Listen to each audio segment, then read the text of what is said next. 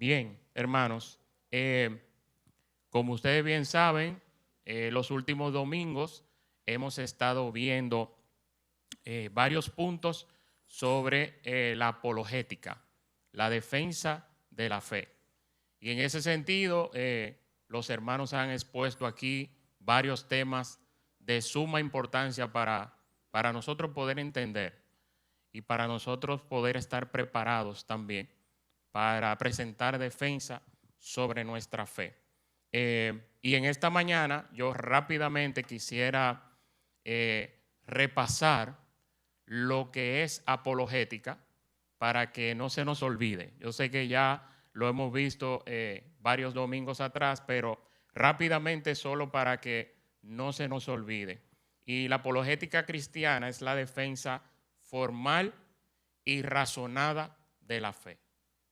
La apologética, entonces, es la defensa de la creencia cristiana de manera formal y razonada. Bien, el objetivo, y esto es muy importante, no es ganar una discusión. Eso para nada debe ser nuestro objetivo porque no es el objetivo de la apologética. No estamos para ganar discusiones, sino para participar en un diálogo constructivo sobre las convicciones cristianas. Y eso debemos hacerlo con confianza, con gracia y con diplomacia. Es decir, tratando al otro no de manera despectiva, sino de una manera afable. Entonces, ¿por qué hacemos apologética? Bueno, según Primera de Pedro 3:15, dice Pedro ahí, sino santificad a Dios el Señor en vuestros corazones y estad siempre preparados, y usted puede subrayar eso en su Biblia, estad siempre preparados para presentar defensa, no ofensiva, sino defensa, y fíjense cómo debemos presentar esa defensa según Pedro, con mansedumbre y reverencia.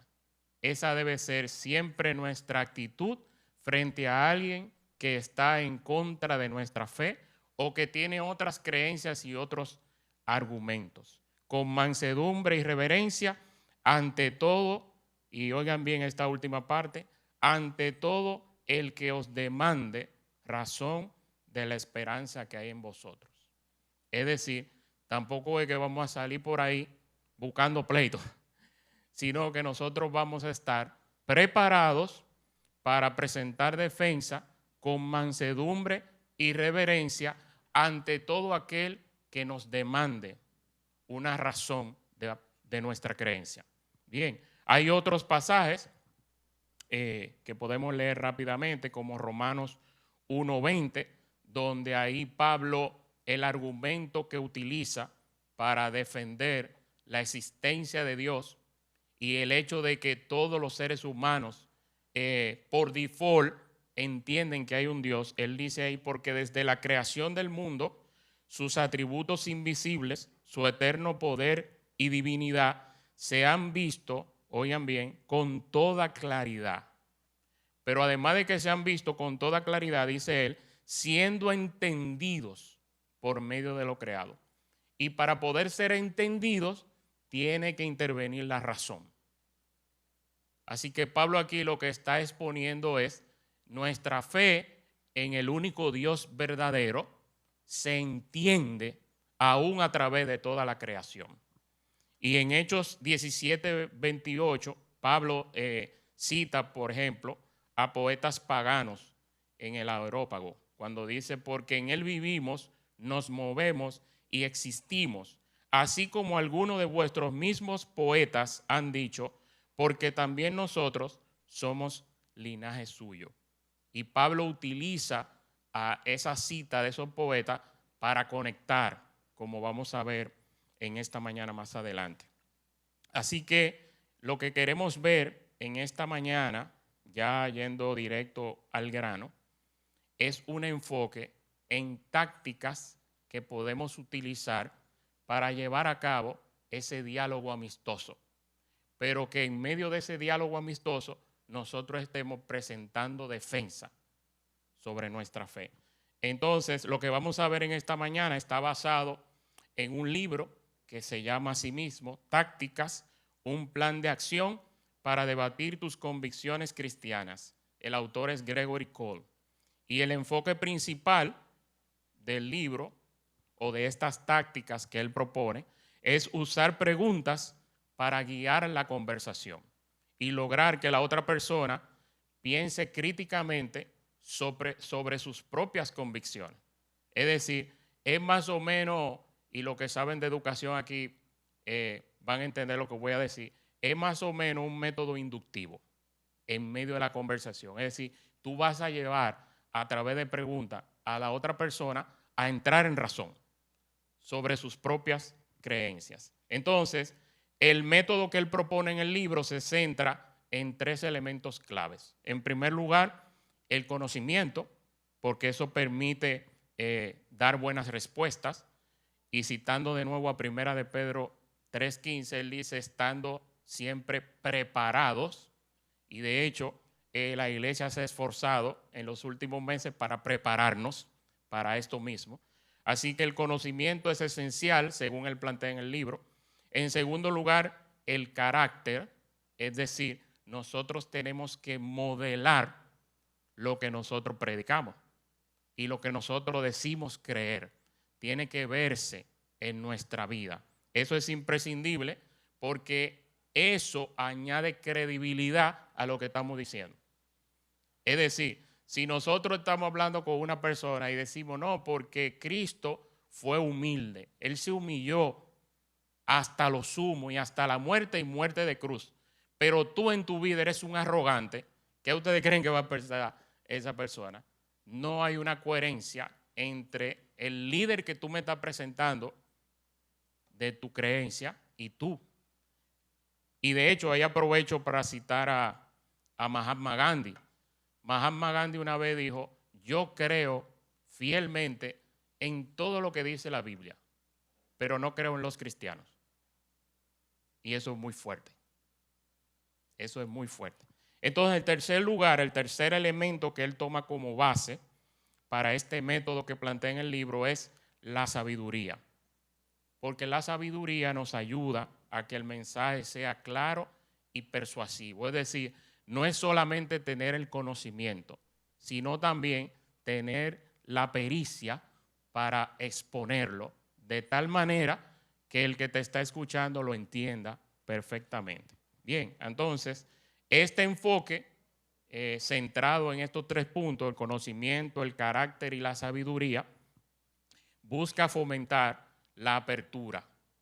¿Por qué? Porque a veces cuando estamos conversando con una persona y nos damos cuenta de entrada que no cree para nada en el Evangelio, a veces la respuesta natural de nosotros es hasta incómoda. Y le decimos arrepiéntete, porque entonces si arrepiéntete, inmediatamente lo bloquea. Entonces, lo que buscamos con lo que vamos a ver esta mañana es que nosotros podamos fomentar conversaciones donde la otra persona esté receptiva. Bien, entonces, en ese sentido, en el libro se plantean 10 tácticas para nosotros presentar defensa sobre el Evangelio. Nosotros no tenemos el tiempo para verlas las 10, así que hemos seleccionado algunas que entendemos que son fundamentales para ponerla en práctica en nuestro diario vivir. Entonces, en primer lugar, yo quiero ver una serie de 3. Y aquí yo le he puesto a esto pregunta, pregunta, pregunta. Porque son 3 preguntas que tienen una orientación en particular. En primer lugar, él dice que preguntemos para recabar información. Es decir, nuestro primer approach o acercamiento, mejor dicho, en la conversación debe ser recabar información sobre lo que cree esa persona.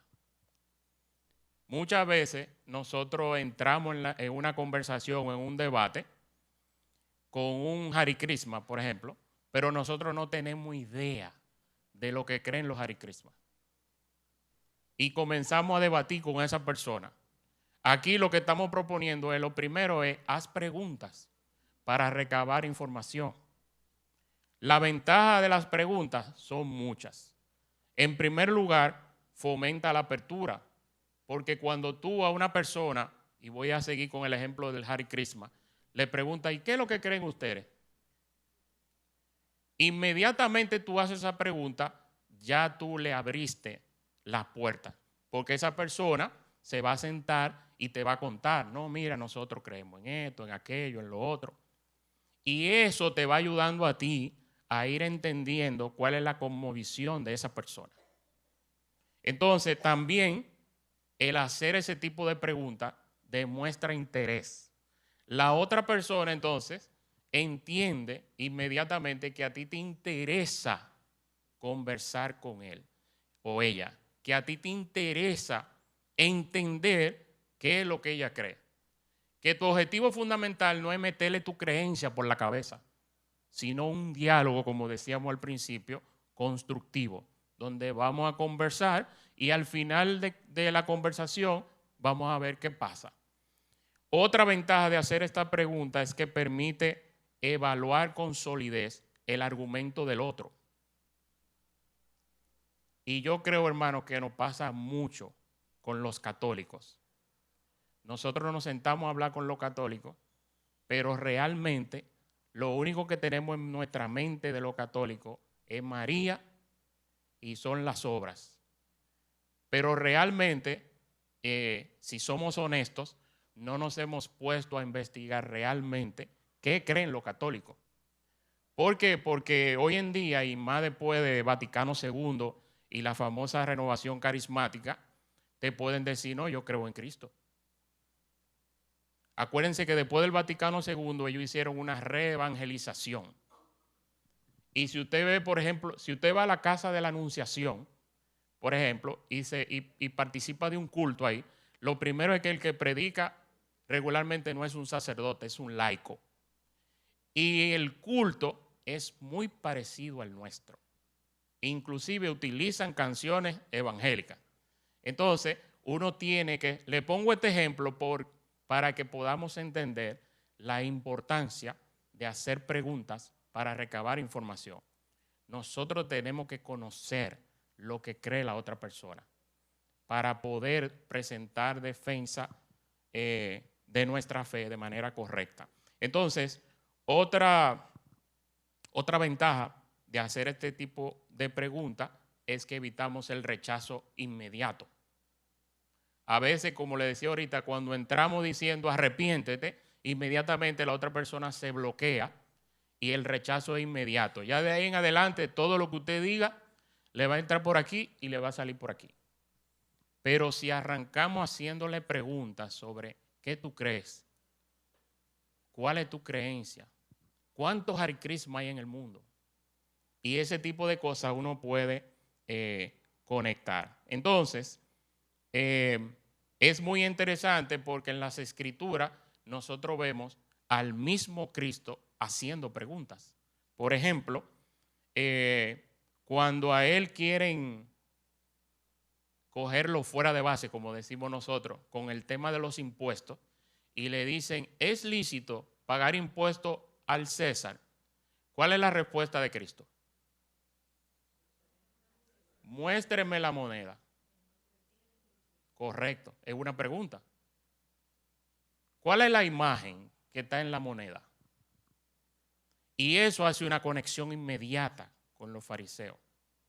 Las palabras de Cristo son específicas porque quiere conectar con ellos para luego enseñarle a poderle al César lo que es de César y a Dios lo que es de Dios. Y ahí soltó la enseñanza. Bien, otro es, por ejemplo, hacer preguntas, como por ejemplo, si alguien le dice, no, porque todo es relativo. De entrada uno, ¿verdad? En su mente, que ya está claro, quiere rebatirle de una vez. Pero sería interesante preguntarle, por ejemplo, ¿qué tú quieres decir exactamente con que todo es relativo?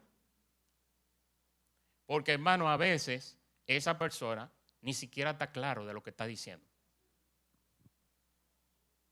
y a veces uno quiere entrarle y lo que hace es confundirlo.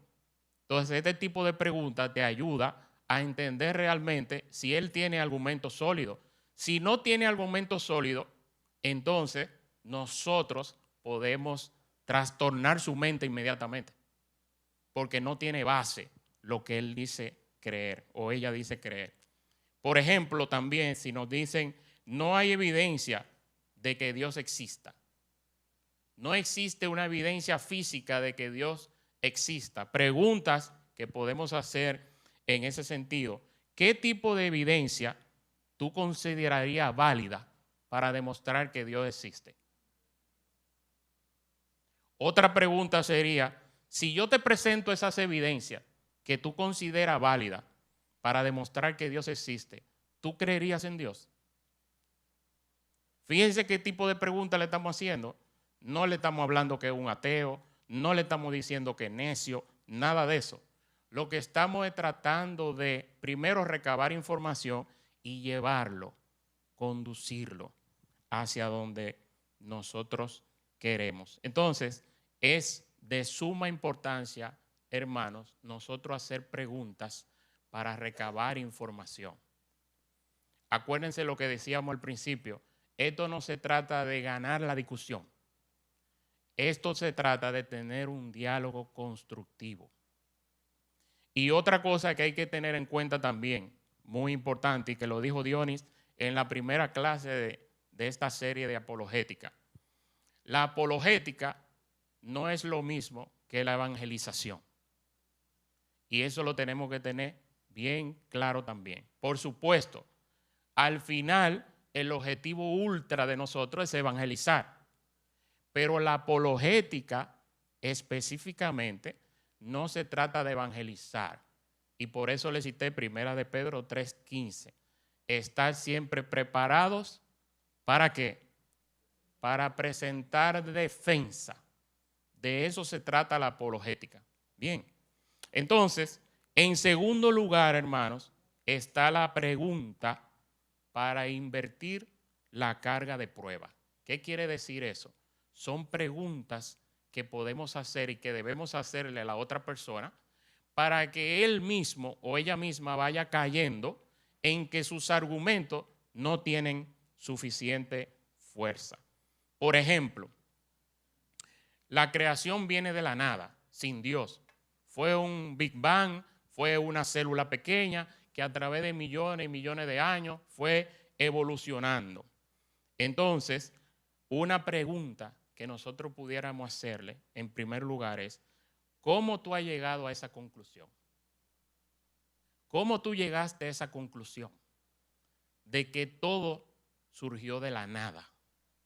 Otra pregunta, por ejemplo, ¿tú me podrías aclarar qué tú quieres decir con que todo viene de la nada? ¿Cuáles son las razones para tú creer eso? O sea, ¿cuáles son las evidencias que tú tienes palpables para tú creer que todo vino de la nada? ¿O qué le hace pensar que esta es la forma correcta de interpretar toda la creación, que vino de la nada?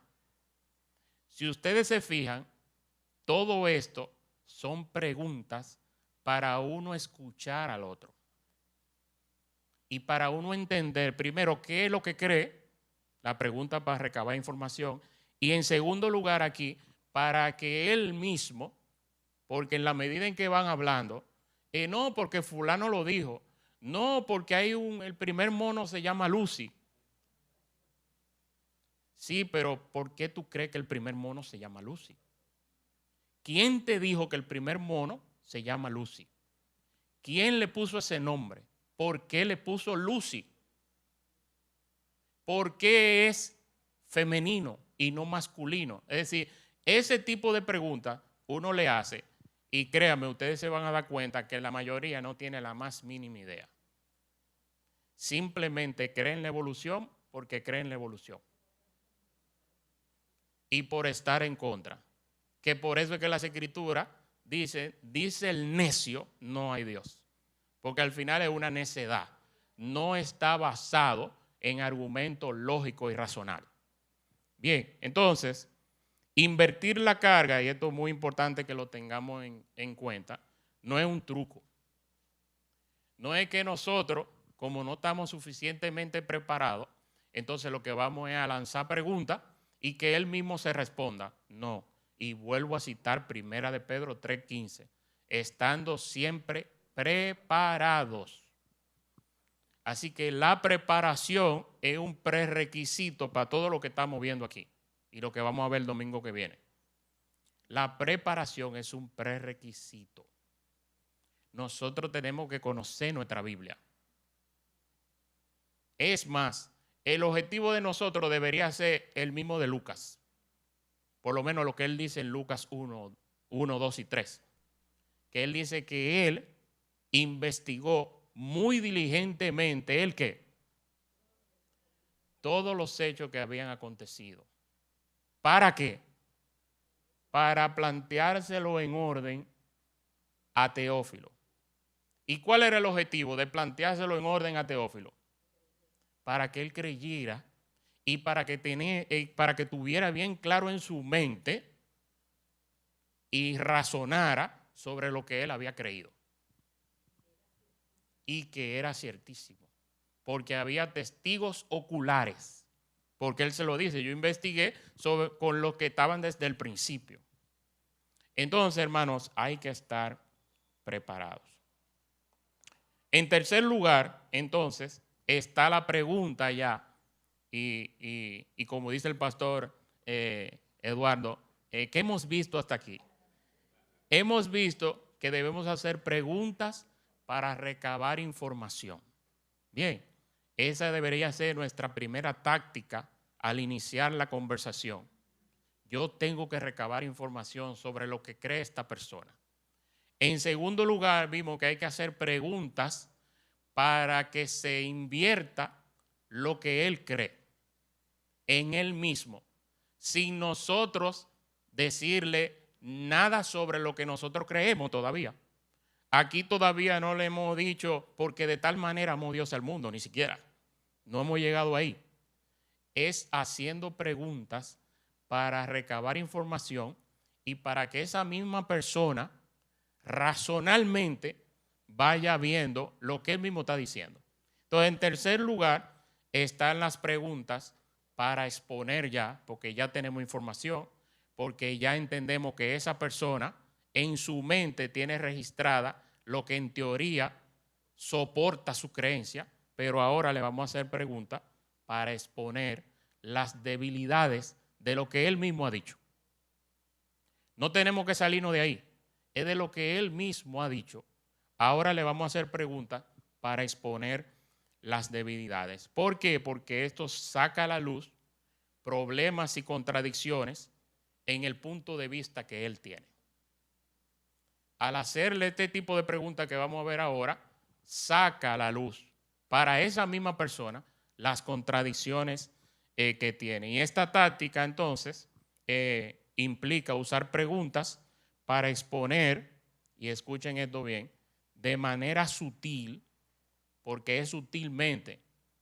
No es tampoco que le vamos a decir, míralo ahí, tú ves, es que es un disparate lo que tú crees. No, ese tipo de palabras no podemos usarlas. Eso es un disparate, es que eso es ilógico lo que tú estás creyendo. No. Eso hay que eliminarlo de nuestro vocabulario en ese tipo de conversación. Lo que pasa es, hermanos, si somos honestos, es que la mayoría de las veces, inclusive sin darnos cuenta, lo que estamos persiguiendo es ganar la discusión. Y apologética, como dijimos al principio, no se trata de eso. Aquí no se trata de yo ganar y que el otro pierda. Aquí se trata de defender la fe en la que hemos creído. De eso que se trata aquí. Entonces, estas preguntas para exponer la debilidad de los argumentos del otro, por ejemplo, está el hecho de que si nos dicen no hay verdades absolutas, no hay verdades absolutas, todo es relativo. Entonces la pregunta es, escuchen qué interesante esta pregunta, ¿tú estás absolutamente seguro de eso? Si no hay nada absoluto, lo que tú me estás diciendo, tú estás absolutamente seguro de eso. Uno se ríe, hermanos, pero el utilizar esa palabra, la misma que él está utilizando, saca la luz para él mismo. Nosotros no se lo estamos diciendo. Él mismo y su razón va a decir, pero es verdad lo que yo estoy diciendo. O sea, va a tener un cortocircuito.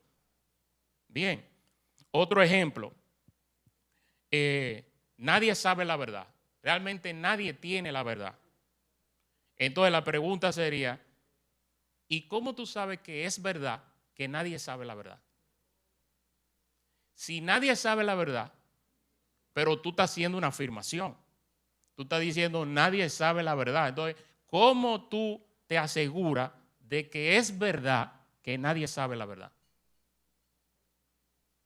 Si ustedes se fijan, hermanos, yo no he citado las escrituras en ninguna de las preguntas.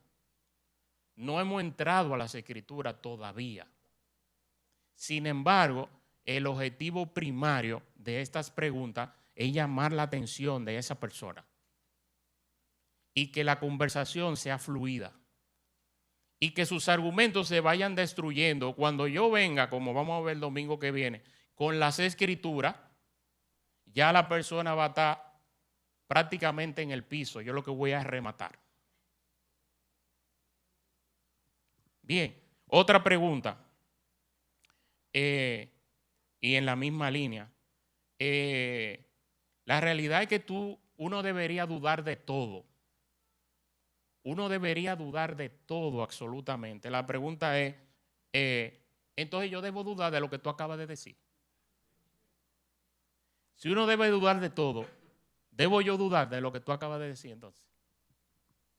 Son preguntas, hermanos, que parecen silly, como dicen los gringos, pero que son razonables, lo ponen a pensar. Porque vivimos en una época donde la gente, no sé, como que se ha cansado de pensar y prefiere asumir cualquier disparate que le dicen en el medio como bueno y válido. El razonamiento ya es un lujo ahora. Otra pregunta. Toda verdad viene de la ciencia. Toda verdad viene de la ciencia. La pregunta sería, ¿es eso una verdad científica? Lo que tú acabas de decir es una verdad científica. Es decir, esa afirmación pasa por el método científico. La respuesta que él va a tener en su mente es no. Entonces va a reformular su afirmación y va a decir, bueno, quizá entonces no toda verdad viene de la ciencia. Otra afirmación, toda verdad depende de tu perspectiva, es decir, depende de la época de la vida que tú estés viviendo, del lugar donde tú vivas, del género que seas tú, es decir, si tú eres un hombre o una mujer, porque tenemos forma de ver la cosa diferente. Entonces, una pregunta para debilitar ese argumento sería, ¿depende esa verdad de tu perspectiva? Para que me sigan. La afirmación de que toda verdad depende de la perspectiva con que tú la veas. Entonces, para yo asumir ese postulado, ¿depende de mi perspectiva? Yo sé que a veces es un poco confuso, pero lo que estamos diciendo es usar la razón en todas estas preguntas. Porque, adivinen algo, que quizás no se dice mucho, aunque en esta iglesia sí, pero en el ámbito evangélico de manera general, nuestra fe es racional. Nuestra fe es racional. Tiene un componente sobrenatural, por supuesto, porque el Espíritu es el que convence de pecado, de justicia y de juicio. Pero nos convence a través de que nacemos de nuevo y nuestra razón comienza a ser redimida inmediatamente. Por eso es que Pablo dice en Romanos 12 lo que todos no sabemos de memoria, ¿verdad? No se molden a este mundo, sino a través de ¿qué? De la renovación de vuestro entendimiento, es decir, de la razón. Así que la defensa de nuestra fe puede ser racional sin ningún problema. Ahí en la época moderna lo que saltaron algunos fue con que, sí, pero ¿y qué hacemos con los milagros que hay en las Escrituras? No son milagros. Y están fundamentados, como lo explicó en parte el domingo, creo que antepasado, Luis Felipe, de una manera magistral. Dios fue el que diseñó las leyes de la naturaleza. Él las gobierna. Él no está sujeto a ellas. Ellas están sujetas a Él. Y las Escrituras lo dicen. Todo por Él subsiste. Entonces, que caminó sobre las aguas, no, eso es imposible según la ley de la gravedad. Sí, el detalle es que Él fue el que se inventó la ley de la gravedad. Y Él la gobierna. Y tiene todo el poder para estar por encima de la ley de la gravedad. Pero adivinen, lo que yo le acabo de decir ahora mismo es racional. Y estamos hablando de un milagro. Así que nuestra fe, lo que queremos puntualizar hoy y el domingo que viene, es que es una fe que se puede defender de manera racional. Nosotros podemos utilizar nuestra razón, de hecho debemos utilizar nuestra razón para defender nuestra fe. No nos dejemos engañar nosotros mismos, porque leemos los evangelios y a veces nos concentramos en los milagros que se narran en los evangelios. Pero el Señor Jesús, en los evangelios podemos verlo, utilizó su razón más que la herramienta de los milagros. Si usted se concentra y lee los 4 evangelios, se va a dar cuenta que Cristo utilizó más la razón para convencer a la gente que los milagros. Mucho más la razón. Sus discursos fueron mucho más largos que sus milagros. Y si eso lo hizo Cristo, entonces, ¿qué debemos hacer nosotros? Utilizar también la razón. Ahora bien, para que esa razón nuestra pueda ser efectiva utilizando este tipo de preguntas que hemos visto en esta mañana, y no me voy a cansar de decir eso, nosotros tenemos que estar siempre preparados. Siempre preparados. Y eso me acuerda una vez, yo recién, tenía como 3 años de convertido y me encuentro en un supermercado con un amigo catecúmeno. Y resulta que yo fui al supermercado para comprar la merienda del grupo pequeño al que yo pertenecía. Y él estaba en el supermercado, me acuerdo, eso nunca se me olvida, eso fue en la cadena de la Lincoln. Y él estaba buscando lo mismo para su grupo pequeño catecúmeno. Y comenzamos a conversar ahí y eso, y de repente caímos en el tema de la inspiración de las Escrituras.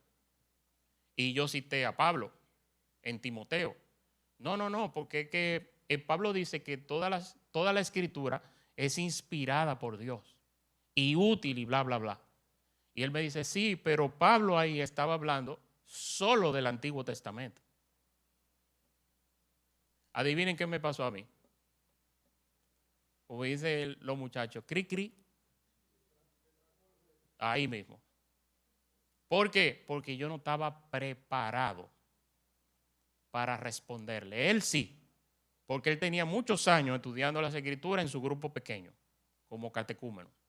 Pero yo no estaba preparado para citarle a Pedro, por ejemplo, y decir lo que dice Pedro. Cosas muy difíciles que ha escrito Pablo. Cosas que aquellos, los que no creen, quieren derrumbar lo mismo que las otras escrituras. Y ahí Pedro lo que está poniendo es las escrituras de Pablo a la par con el Antiguo Testamento. Por lo tanto, está diciendo lo que nosotros escribimos es y tiene la misma autoridad que el Antiguo Testamento. Pero eso yo lo sé hoy, estoy loco por encontrarme con él ahora. Mentira, porque acuérdense que esto no se trata de ganar la discusión, sino de defender nuestra fe. Bien, ahora tenemos que estar preparados. Por último, por el día de hoy, vamos a ver también que además de esas tres preguntas, preguntar para recabar información, preguntar para revertir las pruebas y los argumentos que tiene el otro y preguntar para sacar a la luz las debilidades de sus argumentos, también nosotros podemos y debemos mostrar las consecuencias lógicas de sus creencias. Esta táctica lo que hace es demostrar la falsedad de las ideas que él tiene en su mente, asumiendo temporalmente que son verdades. Es decir, nosotros vamos a escuchar lo que nos están diciendo, nosotros no vamos a decir, no, claro que no, es un disparate, nosotros vamos a asimilar todo lo que nos están diciendo, pero con el objetivo de usar eso mismo que nos están diciendo en su contra. ¿Y cuáles son los pasos? En primer lugar, tener, como dice el autor, una perspectiva ajena. ¿Qué quiere decir eso? Adoptar el punto de vista del otro. Y eso me acuerda a una conversación en un trabajo con un compañero que me dijo, estábamos hablando del pecado. Yo le hablé del pecado y él me dijo, no, claro que no, Dios es amor. Todos somos hijos de Dios, porque Dios es amor. Yo no creo eso de que del infierno, porque es imposible que un Dios que es amor, ¿verdad?, de que nos mate por la eternidad o nos castigue por la eternidad. En esa conversación, lo normal es que uno diga, pues tú no has leído la Biblia. Eso sería lo normal. No, pues tú no has leído nada de la Biblia. No, aquí lo que estamos diciendo es, en primer lugar, escúchalo. Adopta su perspectiva. Sí, es verdad, Dios es amor. Porque esa es una verdad. Dios es amor. Y eso nos ayuda a conectar. Y me acuerdo de otro compañero también, en otro lugar, que me decía, no, porque Jesús era exclusivo, era elitista, él era con un grupo nada más. Él solo andaba con ese grupo. Y yo le decía, sí, es verdad. Inmediatamente, hermano, y se lo digo porque yo vi la cara de ese joven, inmediatamente yo le dije, sí, es verdad. El tipo se desarmó. Ya, ¿qué más me va a decir? Si yo le dije de entrada, sí, es verdad, claro, yo no dejé eso así. O sea, de ahí en adelante se abrieron las puertas para lo segundo, que es señalar lo absurdo de lo que están diciendo. Someter la idea a prueba. Y eso conduce e invita a la otra persona a considerar realmente cuáles son las implicaciones de lo que está diciendo. Sí, Dios es amor. No, Él no castiga a nadie porque Él es amor. Ajá. Y entonces, pues entonces la maldad no existe. ¿Por qué meten preso entonces? ¿Por qué matar es malo universalmente? ¿Se fijan? Todo eso va a desarmar su lógica. Y por último, dentro de los pasos para mostrar las consecuencias lógicas de sus creencias está la corrección. Es decir, dirigir a la persona a una correcta interpretación de la realidad. Por ejemplo, en Mateo 12, del 24 al 28, los fariseos dicen, cuando ven a Cristo sanando a aquel paralítico, dicen, por Belcebú, el príncipe de los demonios, expulsa a los demonios. Es decir, ellos estaban atribuyendo el milagro que había hecho Cristo a Belcebú. La respuesta de Cristo, ¿cuál fue? Miren ustedes, partida de sepulcros blanqueados. ¿Esa fue su respuesta? No. La respuesta de Cristo fue, todo reino dividido contra sí mismo es destruido. ¿Qué es lo que le está diciendo? Belcebú, el príncipe de los demonios, no puede atacar a un demonio. Le está destruyendo el argumento, porque todo reino dividido contra sí mismo es destruido. Y toda ciudad o casa dividida contra sí mismo no permanecerá. Y si Satanás expulsa a Satanás, está dividido contra sí mismo. ¿Cómo puede entonces mantenerse en pie su reino? ¿Qué es lo que Cristo está haciendo? Está mostrando las consecuencias de la lógica de la idea de ellos. Él ni siquiera le está diciendo, no, eso es mentira, claro que no, y comienza a decirle no. De entrada, él lo que hace es guiarlos a que ellos mismos se den cuenta que la lógica que están planteando no es lógica. Que los argumentos que están diciendo no tienen ningún tipo de lógica. Ahora, él no lo deja así, sino que él lo corrige, porque él les dice, pero si yo expulso los demonios por el Espíritu de Dios, entonces el reino de Dios ha llegado a vosotros. Y ahí están los pasos. Perspectiva ajena. Ah, es un reino dividido entonces. Señal absurda y corrección. Bien, esta corrección, claro está, hermanos, y lo que hemos visto, ya se me fue el tiempo, lo que hemos visto en esta mañana hasta ahora son 3 tipos de preguntas o 3 propósitos por los cuales preguntar, mejor dicho. Pregunta para recabar información, pregunta para invertir las pruebas que él tiene y pregunta para sacar a la luz la debilidad de su argumento. Y ahora, por último, muestra las consecuencias lógicas de sus creencias. Si tú crees eso, la consecuencia lógica es esta. Tú estás diciendo, como el ejemplo de Cristo, entonces que el reino de Satanás está dividido porque Belcebú echa fuera demonios. Se fijan, hermanos, todo esto es razonar. Así que, en conclusión, hermanos, la apologética es un estilo de vida. Esto que estamos hablando aquí no es que usted va a andar con un cuadernito y que entonces cualquiera con el que usted esté hablando que le hable mal del evangelio, usted va a sacar su cuadernito. Espérate, las primeras preguntas son para recabar información. No, eso es imposible. Esto debe ser un estilo de vida. Un estilo de vida. Se me presentó alguien que está en contra del evangelio y yo lo sé. Vamos a conversar. Vamos a dialogar constructivamente. Déjame hacerle preguntas. Déjame guiarlo con las preguntas. Y de vez en cuando le meto las escrituras, por supuesto. El problema de meter las escrituras de entrada es que si tú estás frente a un ateo, por ejemplo, él no va a aceptar esos argumentos. Tú tienes que entrarle primero con la lógica. Para destruirle con la lógica, y es lo que hemos presentado en esta mañana, lo que él cree. Y como les dijo ahorita, después de destruírselo con la lógica, entonces rematamos con las escrituras. Ese es el objetivo fundamental. Entonces la apologética es un estilo de vida de preparación constante para dar una respuesta razonada de nuestra esperanza, como dijo Pablo, con mansedumbre y reverencia, tratando en todo momento de glorificar a Dios.